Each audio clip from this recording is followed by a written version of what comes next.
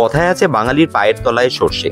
আমরা চাইলেই বোধহয় সেই ভূতের রাজার দেওয়া দুখানা জুতো পায়ে গলিয়েই হাতে হাততালি দিয়ে পৌঁছে যেতে পারি পৃথিবীর যে কোনো প্রান্তে।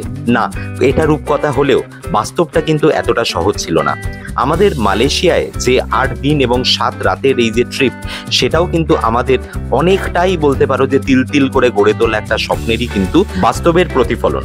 তাই কোথায় যাব, কোথায় ঘুরবো, কি দেখব, কখন যাব, কিভাবে যাব, সমস্ত কিছু তথ্য নিয়ে কিন্তু আজকের এই ভিডিও। যদি এই ভিডিওটা ভালো লাগে তাহলে আমাদের মালয়েশিয়া সফরের যে বাকি ভিডিওগুলো এই প্লেলিস্টে আছে, তোমরা সেগুলো গিয়ে দেখতে পারো। সেখানে কিন্তু সমস্ত বিস্তারিত ডিটেলস সবকিছু দেওয়া রয়েছে এই ভিডিওর মধ্যে।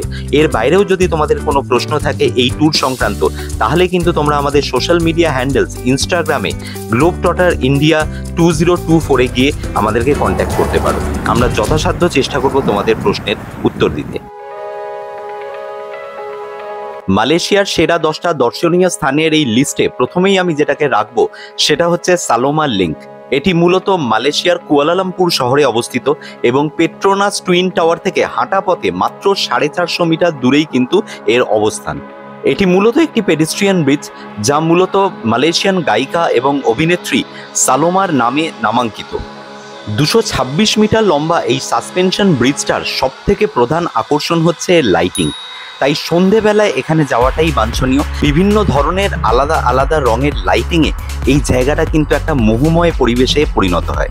এর আলাদা করে কোনো প্রবেশ মূল্য নেই, যে কোনো সময় তোমরা এটা যেতে পারো এবং তোমরা যত ইচ্ছা ফটোগ্রাফি বা ভিডিওগ্রাফি করতে পারো, কোনো রকম রেস্ট্রিকশন এখানে নেই।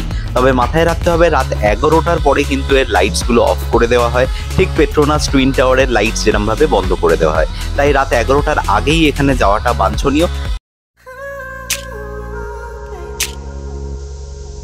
এরপরেই যে জায়গাটির কথা আমি বলবো তার নাম হচ্ছে জালান আলোর। এটিও মূলত মালয়েশিয়ার কুয়ালালামপুর শহরের বুকিত বিন্তাং অঞ্চলের পাশেই অবস্থিত।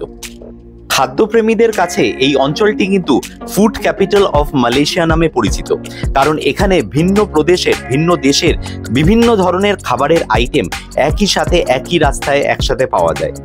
লোকাল মালয়েশিয়ান ফুড থেকে শুরু করে ইন্ডিয়ান, কন্টিনেন্টাল, চাইনিজ, তিবেটিয়ান, সারা পৃথিবীর বিভিন্ন ধরনের কুইজাইন কিন্তু এখানে দেখতে পাবে তোমরা। খানাপিনা থেকে শুরু করে গান বাজনা, এই সব কিছুর পসরা সাজিয়ে জালান আলোর কিন্তু সপ্তাহের প্রত্যেক দিন খোলা থাকে খাদ্যপ্রেমীদের জন্য।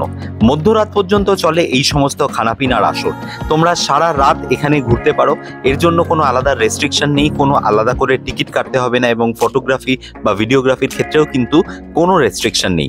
শুধু নিজের পছন্দের দোকানটি চুজ করে বসে যেতে পারো নিজের পছন্দের খাবার নিয়ে।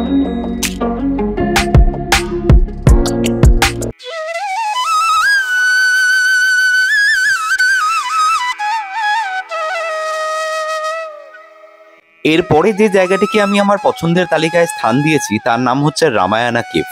এটি মূলত বাতু কেভ বলে যে ফেমাস ট্যুরিস্ট স্পটটি রয়েছে মালয়েশিয়ার কুয়ালালামপুর শহর থেকে 15 কিলোমিটার দূরে অবস্থিত, সেই বাটু কেভসের অন্তর্গত। অর্থাৎ যারা বাটু কেভস দেখার জন্য আসছো তারা অনায়াসেই কিন্তু এখানে প্রবেশ করতে পারো, যদিও এর প্রবেশ মূল্য হচ্ছে 10 মালয়েশিয়ান রিঙ্গিত পার পারসন। রামায়ানা কেভের ভিতরে রামচন্দ্রের জীবনের সমস্ত ঘটনার বর্ণনা রয়েছে।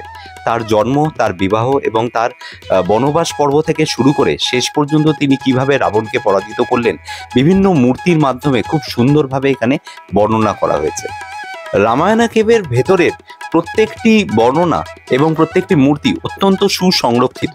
তবে এখানকার সবথেকে প্রধান আকর্ষণ হচ্ছে কৈলাস কেভ, যেখানে কিন্তু মহাদেবের একটা অসাধারণ মূর্তি রয়েছে। সেটি প্রায় 90টি সিঁড়ি অতিক্রম করে তোমাদেরকে উপরে গিয়ে দেখতে হবে। এই রামায়ণা কেভ সপ্তাহে 7 দিনই খোলা থাকে এবং এর টাইমিং হচ্ছে সকাল 8টা থেকে রাত 9টা পর্যন্ত। আগেই বলেছি যে এর প্রবেশ মূল্য হচ্ছে 10 রিঙ্গিত পার পারসন। ফটোগ্রাফি এবং ভিডিওগ্রাফি নিয়ে এখানে সেরকম কোনো নিষেধাজ্ঞা নেই, তোমরা অনায়াসে এখানে কিন্তু ছবি তুলতে পারো এবং ভিডিও করতে পারবে।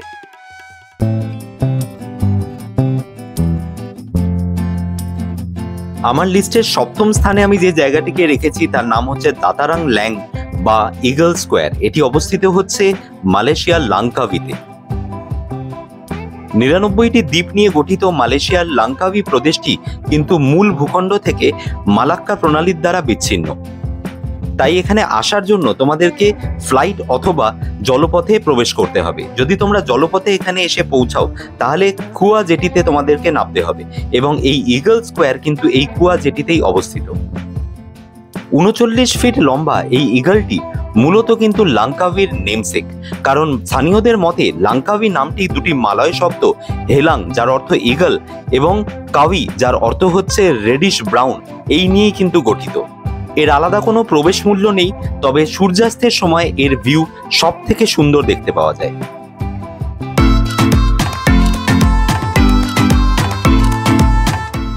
এরপরে আমরা যে জায়গাটিকে স্থান দিয়েছি সেটা হচ্ছে জেন্টিং হাইল্যান্ডসে অবস্থিত Skytropolis indoor theme park. Genting Highlands মূলত কুয়ালালামপুর শহর থেকে 58 কিলোমিটার দূরে অবস্থিত, তাই তোমাদের একটা বাস রাইডে করে এখানে আসতে হবে, যার খরচ পড়বে 10 রিঙ্গিত। বাসে আওয়ানা স্কাই স্টেশন পৌঁছানোর পরে তোমাদের গন্ডোলা রাইডে চেপে কিন্তু উঠে আসতে হবে জেন্টিং হাইল্যান্ডসে, এবং এই গন্ডোলা রাইডের যদি নর্মাল গন্ডোলা তোমরা নাও তাহলে একবারে যাওয়ার খরচ পড়বে এক একজনের 10 রিঙ্গিত করে। তারপরে এখানে পৌঁছানোর পরে এই যে ইনডোর থিম পার্ক, যদি সারাদিনের জন্য সমস্ত রাইডস তোমরা চড়তে চাও তাহলে তোমাদের একটা প্যাকেজ বুকিং করতে হবে, যেটার খরচ পড়বে হচ্ছে 90 রিঙ্গিত। এই ইনডোর থিম পার্কের মধ্যে কিন্তু রয়েছে 8 থেকে 80 সমস্ত বয়সের জন্য বিভিন্ন আলাদা আলাদা রাইডস, যেগুলো কিন্তু চোখ ধাঁধিয়ে দেওয়ার মতো। এছাড়াও এই ইনডোর থিম পার্কসের মধ্যে কিন্তু প্রচুর গেমস রয়েছে যেগুলো তোমরা খেলতে পারো। অবশ্যই এই গেমসগুলো খেলার জন্য তোমাদের প্রত্যেকটা গেমসের আলাদা আলাদা করে এন্ট্রি ফি দিতে হবে, এবং তার জন্য কিন্তু অনেক লোভনীয় কিছু পুরস্কারও তোমাদের জন্য অপেক্ষা করছে। যে গন্ডোলা রাইডে করে আমরা এই জেন্টিং হাইল্যান্ডসে এসেছিলাম সেই গন্ডোলা রাইডসের টাইমিং হচ্ছে সকাল 7টা থেকে রাত 11টা পর্যন্ত, অর্থাৎ তোমরা যারা ডে ট্যুরে আসছো তাদেরকে এই টাইমিংটা মাথায় রাখতে হবে। আর যারা মনে করছো জেন্টিং হাইল্যান্ডসে এক রাত এখানে তোমরা থাকবে তারা কিন্তু এখানে হোটেল বুকিং করে নিতে পারো, অনেক ভালো ভালো হোটেল রয়েছে জেন্টিং হাইল্যান্ডসে।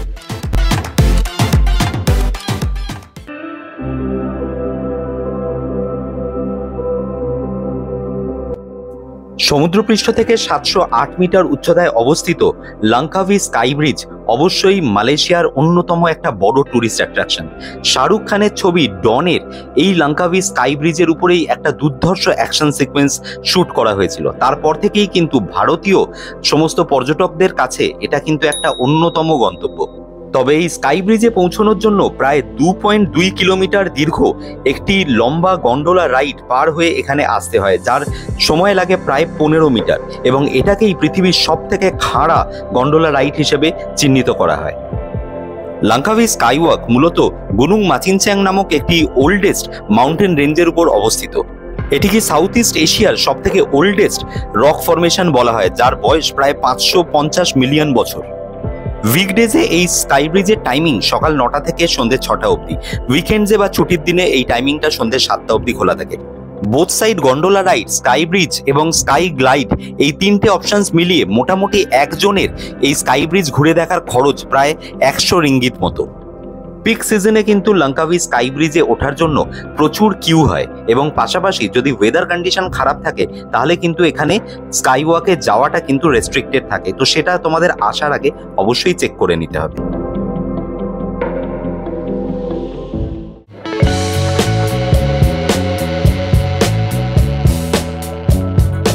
মালয়েশিয়ার সেরা 10টি ঘোরার জায়গার মধ্যে আমাদের অন্যতম পছন্দের জায়গাটি ছিল পেনাং হিল, এবং এই পেনাং হিল মূলত পেনাং প্রদেশের জর্জ টাউনে অবস্থিত। জর্জ টাউন থেকে 6 কিলোমিটার দূরত্বে অবস্থিত এই পেনাং হিলে ওঠার সময় যে রেলওয়েটি ব্যবহার করা হয় সেটার নাম হচ্ছে ফিউনিকুলার রেলওয়ে, এবং এই ফিউনিকুলার রেলওয়ে আজ থেকে 100 বছর আগে ব্রিটিশদের হাতে তৈরি হয়েছিল। এবং এই রেলওয়ের বিশেষত্ব হচ্ছে যে এই ট্রেনটি মূলত কিন্তু একটি রোপের মাধ্যমে উপরের দিকে টেনে তোলা হয়। 1996 মিটার এই লম্বা যাত্রাপথ অতিক্রান্ত করতে এই ট্রেনগুলির সময় নেয় মাত্র 5 মিনিট। ফিউনিকুলার রেলওয়েতে এক একজনের রাউন্ড ট্রিপের খরচ পড়ে হচ্ছে 30 রিঙ্গিত করে। এই রেল পরিষেবা চলে সকাল 6:30 থেকে রাত 11টা অবধি, তবে টিকিট কাউন্টার কিন্তু খোলা হয় সকাল 6:15 সময়, এবং লাস্ট টিকিট কাউন্টার কিন্তু বন্ধ হয়ে যায় রাত 9:30টায়। তবে পেনাং হিলের উপরে যে সমস্ত অ্যাট্রাকশনসগুলো রয়েছে সেই অ্যাট্রাকশনসগুলো কিন্তু ডে টাইমেই তোমরা এনজয় করতে পারবে, ইভিনিংয়ে কিন্তু ওখানে খুব একটা কিছু এনজয় করার মতো নেই। এই ট্রেন জার্নি মালয়েশিয়া তথা পেনাংয়ের অত্যন্ত ঐতিহ্যবাহী একটা রাইড। যারা তোমরা মালয়েশিয়ায় ঘুরতে আসবে এবং পেনাংয়ে বিশেষ করে আসবে তারা কিন্তু এই রাইডটা ভুলেও মিস করো না।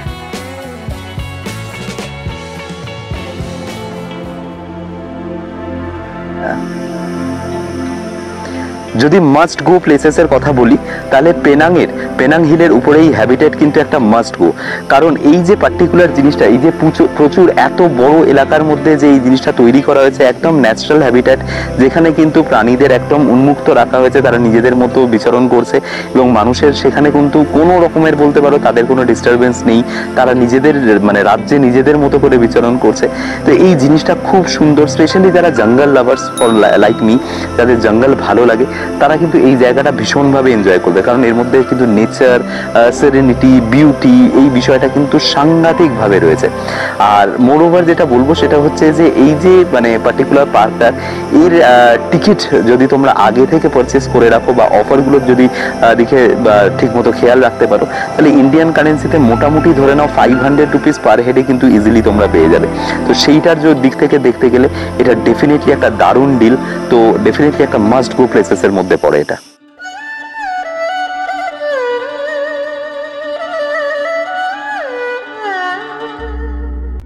মালয়েশিয়ায় আমার পছন্দের দ্বিতীয় জায়গাটির নাম হচ্ছে চেন সুয়ে টেম্পল। যারা তোমরা জেন্টিং আইল্যান্ড যাবে, সেই জেন্টিং আইল্যান্ড যাওয়ার পথেই কিন্তু পড়ে এই চেন সুয়ে টেম্পল। জেন্টিং আইল্যান্ড যাওয়ার জন্য যে টিকিটটি কাটতে হবে গন্ডোলার, সেই একই টিকিটে কিন্তু এটাও দেখে নেওয়া যায়। এই টেম্পল কম্পাউন্ডটির মধ্যে রয়েছে একটা বিশাল আকার প্যাগোডা এবং সাথে রয়েছে একটা বিরাট বড় বৌদ্ধ মূর্তি এবং তার সাথে রয়েছে চেং সুয়ের টেম্পল। আজ থেকে 900 বছর আগে চায়নায় চেন সুয়ের আবির্ভাব ঘটে। তিনি মূলত ছিলেন একজন মঙ্ক, কিন্তু মঙ্ক হলেও তার হাতে ছিল কিছু অলৌকিক ক্ষমতা, যে ক্ষমতার বলে তিনি কিন্তু এভিল স্পিরিটকে দূর করতে পেরেছিলেন।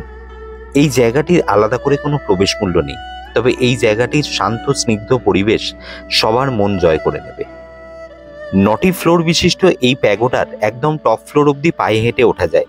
সেখান থেকে কিন্তু জেন্টিং হাইল্যান্ডসের একটা অসাধারণ 360 ডিগ্রি ভিউ দেখতে পাওয়া যায়। আওয়ানা স্কাই স্টেশন থেকে গন্ডোলা রাইড ছাড়াও কুয়ালালামপুর শহর থেকে সরাসরি গাড়ি নিয়ে আসা যায় এই চেন সুয়ে টেম্পলে। সেক্ষেত্রে খরচ পড়ে গ্র্যাবে মোটামুটি 25 রিঙ্গিত মতো।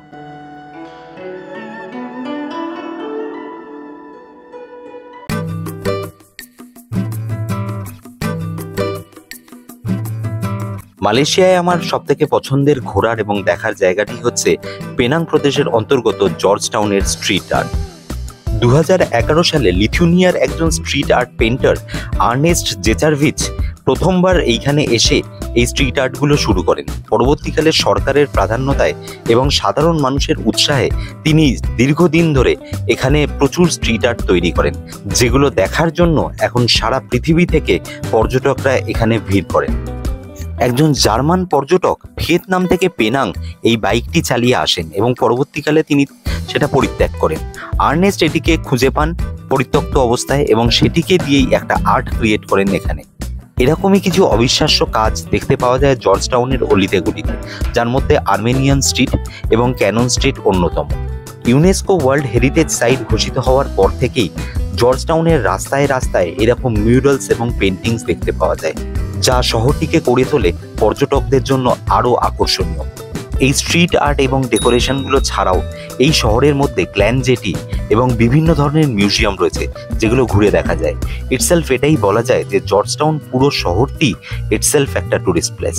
মালয়েশিয়ায় আমার পছন্দের সেরা 10টি দর্শনীয় স্থানের তালিকায় আমি ইচ্ছাকৃতভাবে কিছু বহুল প্রচলিত জায়গার নাম রাখিনি, যার মধ্যে Petronas twin tower, KL tower, Batu Ferringhi beach, Kek Lok Si temple, China town বা পেটালিং স্ট্রিট অন্যতম।